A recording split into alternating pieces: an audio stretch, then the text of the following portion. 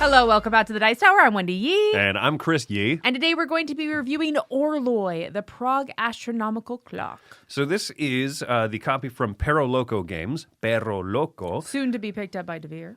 Yeah, these are some designers here. I'm going to read their names here. I want to say Paloma Pascual and Abraham Sanchez, who, this is the first bigger Euro game. They have one game out called Virus, Roll and Write. No, not the virus. So, yeah, this is, in my opinion, like, oh, this is kind of like the big first design. It was a very hot game at Essen. Has a very cool theme to it and has a unique look. So I'm going to go ahead and show you how it plays. The overview is not going to explain every rule, of course, but it'll give you a good idea. Are you going to spin the clock? Oh, that clock gets spun. Let's do it. I'll show you, and then we'll be right back. Here's a look at what Orloj looks like on the table, a big wide shot. We're not going to stay on this very long, but you see this is the main board over here. This is actually an add-on to the board that is mostly the time tracker and a couple of other important things, and then an individual player area. Let's break down this board into the main areas so you have a better sense of what is going on. This is the main action selection area here, where the clock hand is going to advance forward to select actions for the players to take. Down here, players are building up the different faces of the zodiac and the hour signs into this area here to try to build up the clock and earn victory points through that. Over here is the card market, where players will be able to grab these cards, add them to their display, and get bonuses. These are first come, first serve objectives. Whoever accomplishes these first will get to place their piece out there and get bonus points for the end of the game scoring. And then over here on the right side are the tracks. The tracks will get to determine several things here, and the higher up you are in the three different colored tracks, the more actions and bonuses you'll get to take. The game is played over a series of 4 rounds, each of which is going to have an undetermined number of turns. However, based on player count, 2, 3, or 4 players, you're going to place this marker over here and place the rooster on the associated number, and that's how many times the rooster can advance before the round ends, when a player passes or when the apostle gear spins so much that the next red segment reaches this area. On a turn in Orloj, players are going to either take a clock face action turn, or they will pass and recall workers from the board so they have more workers available.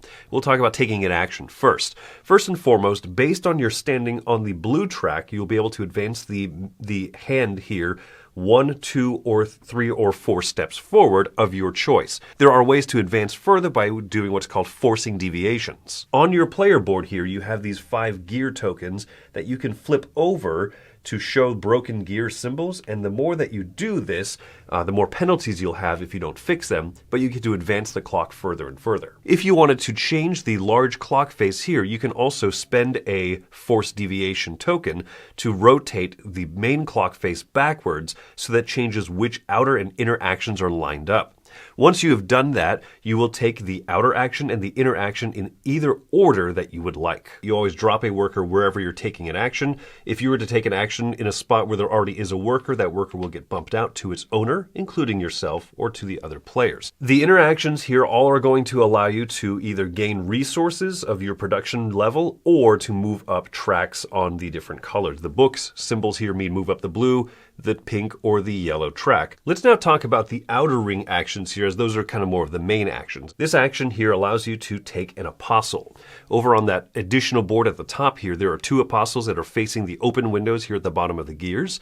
You are also allowed to rotate them by spending force deviation tokens from your personal player board over there, so that you can get the different apostles numbered specifically that you need. Each player has their own set of apostles that they can grab and put on display. The next action shown on the board here is to either move the painter or the moon. If you move the moon, you look at the pink track and see how many steps of moon movement you have. You'll move all those, collect resources, and this symbol here allows you to fix broken deviation tokens on your gear. If you move the painter, then down here you will move the painter a certain number of steps depending on your painter level on the track, and then you'll get to take one of the 2 actions next to it. The next action is the hammer or the building action. When you build one of the facets of the face clock down here, you will build either one of the hour tokens or one of the zodiac tokens. They function the same. So you get to move on the track here based on how much hammer movement you have, based on where your cube is, which can be upgraded. And then you can build one of the adjacent things. If you'd like to move further, you can also, again, force deviation by flipping one of your gear tiles over. And then build an adjacent tile. The cost is going to be shown at the intersection of costs. And as other tiles get built over the course of the game, additional cost in rows and columns will get revealed, making it more expensive. But you also earn points for each of those that you spend. When you build one of these faces, in addition to getting those points, you'll also take one of your workers and place it onto the tile of that area, whether it is a zodiac or whether it is a clock face, so the 6-7 tile right here. I would put my worker on here as well, because you'll score more points for having a big clump of them together. When you take the stained glass action, you will build one of these stained glass cards by paying the resources shown here, and then gaining the benefits. You'll hold on to this card. If you gain multiple cards that line up together to create a whole image, then you'll gain that as a bonus action as well. This action here allows you to gain a coin, of course, but also move up one of your production tracks, so either your hammer track or the 3 resources you produce. And then lastly, this one here allows you to move your artisan to another one of these spaces. There are 4 of these workshop spaces on the outside of the clock area, and depending on your craftsman level, you get to take the level 1, 2, or 3 action of that corresponding location. Now, instead of taking a main action, you may choose instead to take a pass action. What you'll do is, based on your level on the pink track here, you will pass, and you'll get to do a few things. One, you'll recall a certain number of workers from the main board to become available workers again. You can move the moon a certain number of steps, and then you'll move the rooster forward. When the end of a round occurs, players are going to get one last chance to fix the deviated gears or the broken gears they have. Any ones that they cannot repair at that time will then give them penalty points. The marker will move forward, and based on the number shown there, that rooster will be on that step again. So as the game progresses, this will be the end of the game here. As you move up these tracks, sometimes you'll reach these spaces that give you immediate benefits, like taking one of these red seal tiles, which will give you free actions that you can take whenever you need. If you reach the top, you'll unlock special scoring. If you cross this threshold here, then you'll also unlock end of game scoring for different conditions. You might also reach a space that is going to allow you to take one of these assistants, which are going to be endgame scoring for different conditions, or just straight up endgame points. You can also take other actions that allow you to take assistants, pay a cost, and place them onto these cards here to gain benefits, giving you another reason to collect cards, as well as apostles can be placed onto your player board over here, down at the bottom. If you cover up a space that has a worker on it, you unlock that worker so you have more to work with, or you can gain other one-time benefits. As you complete rows and columns, you'll also gain bonus actions and bonus scoring. At the end of the game, you'll score up any points that you got from these immediate objectives over here, where you place out a worker onto these spots, and you'll score them at the end of the game for having moved up the tracks and earning and unlocking these bonuses. Leftover things you have can be converted to gold for 1 point each. You might lose points throughout the rounds for having these broken gears. And then for anything else that you've done, including setting these assistants onto these cards, are going to score points at the end of the game. Whoever has the most points is the winner.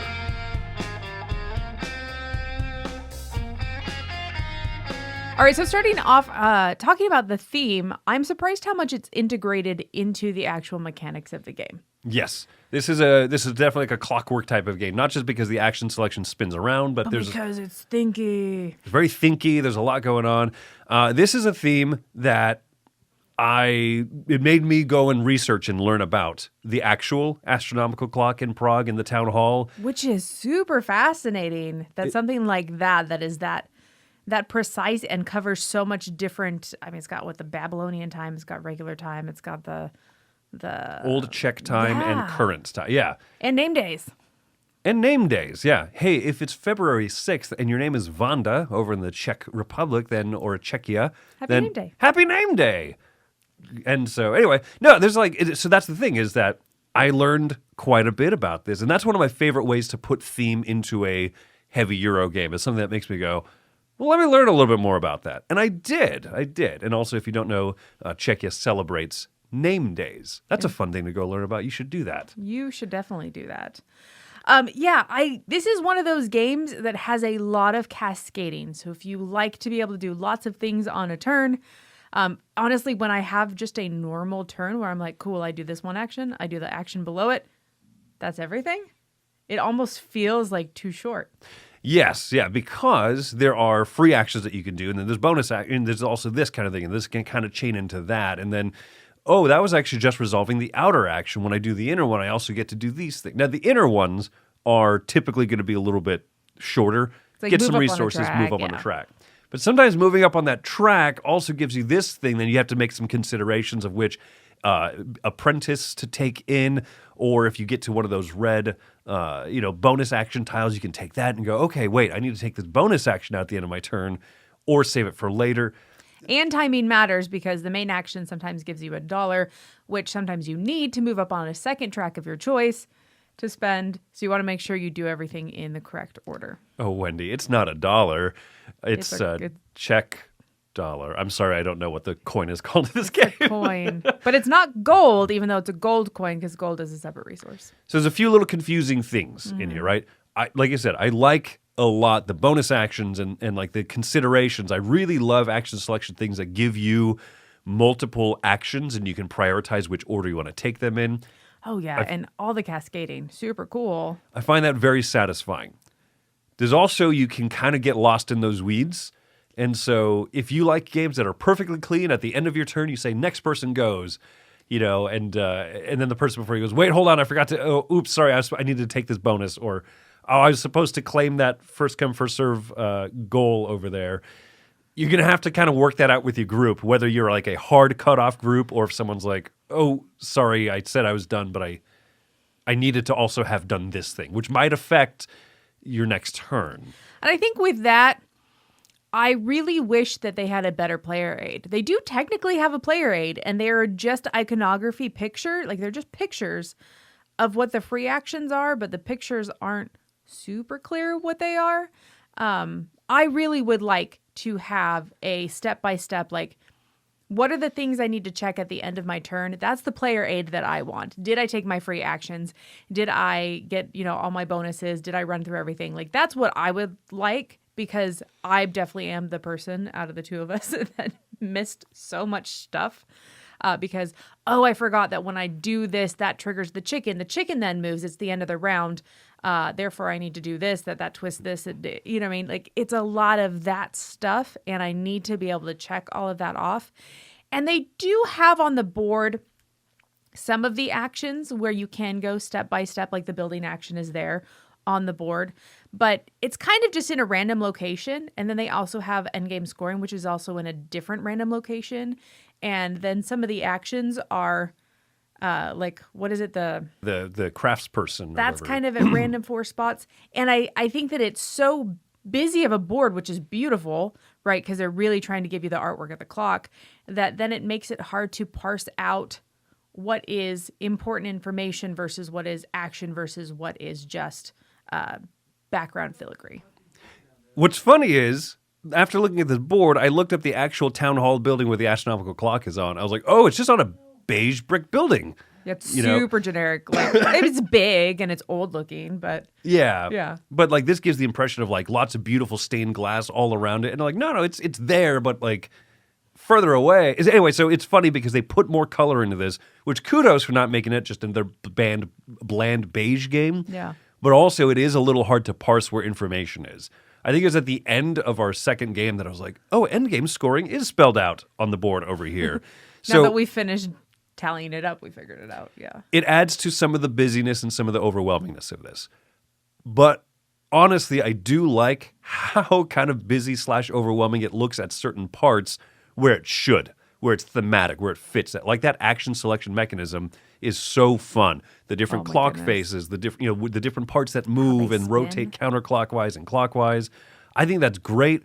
That is very representative of what the actual clock tower and the looks like and everything. And once you have it explained to you, you can parse everything surprisingly easy. That is true. Like, I do feel like the actual action spaces are very clear once you know where to find them. Yeah. I love how many thematic touches they put on here. I could talk about how cool the clock is a ton, and I'm not going to. Go research the clock. It's so cool. Yeah. No, that's fair. Go research the clock for sure. Yeah. Just for another negative for me that I understand why they did it, but I also find it to be a little frustrating, is there's a ton of setup. And some of that setup is specifically setting up the action spaces, the building spaces that you're fighting over for on the two parts of the clock. There's like mini versions and big versions. I love that the two versions work the same. You don't have to learn separate rules for the small purple ones versus the large blue ones. They work exactly the same. However, it is not an area majority, but you get benefits, you get extra points if you happen to put some of yours next to other ones of yours. However, the clock is randomly placed out with a lot of blocker pieces. And even when you play in higher player count games, there's still blocker pieces. You're blocking each other and you're pre-blocked. And so you're looking at this clock at the very beginning of the game and going, okay, well, there's only 4 spaces that actually touch each other. I have to take kind of middle ones to hope that I can get those bonuses and benefits. And then there's a whole bunch of just scattered around. And so it feels like, why are we getting extra points for this cool synergy of lining stuff up when it's not something that you can really ahead of time be like, I'm going to plan this. And it feels more random in a 2-player game because more spaces get blocked. Mm-hmm. But even in a 4-player game where fewer spaces are blocked, it's still 4 of them per zodiac and 4 per the outside month. Anyway, yeah, so a lot of space will be cut off. I think that's really impressive variability game to game. And so some games you're like, I'm not going to make any chains. And then, based on the opening setup, and other games you might say, I can focus on that. I can make that work. So I think that's kind of where I feel on it, is that some games it's like, well, it's so scattershot, you're not going to be able to really utilize this whole mechanism. Yeah, but there's also, it creates more interaction when someone is set up to make connections, because then you very specifically are like, okay, I'm going to spend more of that. What do you call the negative gear things? When you force deviations, yeah. I'm going to spend more forced deviations to prevent you from hitting something. So if you want interaction, there's more interaction in this than I would say the average like super dry Euro. Yes. There is that, like, you're interacting by moving the spaces around, you're bumping each other's workers off, you're fighting over spaces on the board, you're fighting over cards. But I also don't feel like this is mean at all. I don't think it's mean. I think that there are some really amazing timing decisions where that's where some of the tenseness of the interaction comes from, not because I'm going and messing with your stuff, but because I might chase this objective first. I might take a slightly less good action in order to move up the final steps of this track, to take that scoring bonus that's at the top there because I need it. I need you not to have it, and so there is interaction. Mm-hmm. It's not super fierce or anything like that, but it's there in a way that a lot of games of this weight and of this character don't have. Yeah. And I'm really impressed with that. The game also comes with a few kind of weird rough edges here and there of, it would have been nice with the player raid. There's a lot of the cascading stuff. There's even a whole mechanism I didn't teach in the overview. What happens if you build in all the faces of that bottom clock? Well, then you flip this extra thing, and now building has this different series of rules. There's like a lot of things that kind of feel like it could have been like smoothened out with some nice sandpaper.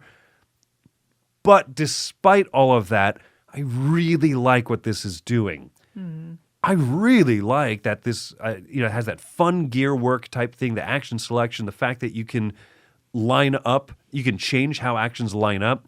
Other games that have done that sometimes are way too, like you changing something for you messes things up for everybody else. This one, you're like, ooh, I didn't like that. I can still work with it. Yeah. Ooh, that actually made these other 2 things line up pretty well. So even in that degree, it's interactive without being like cutthroat and mean, Well, and that's what's so nice about the idea of forcing deviations is that there are so many moments where you're like, oh, the thing I want isn't available. That's okay. I'll just, flip over one of those little tiles. It might lose me a point later. It might not, depending on how much my rooster track is moved up. So I like that because I feel like I have flexibility for this game being so tight resource-wise.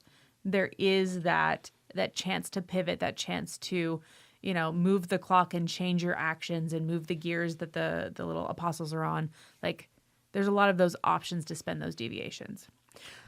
And I also like that, just passing or like moving that apostle gear, like moving that rooster forward, the like tracker, causing the end of a round when other people don't want it to happen. That's another really good like sticking point of interaction. I think that this game does so many fun things of building up and collecting this and moving up resource tracks and getting more resource in production. Like there's so many things that other Euro games do very well that this one does absolutely well.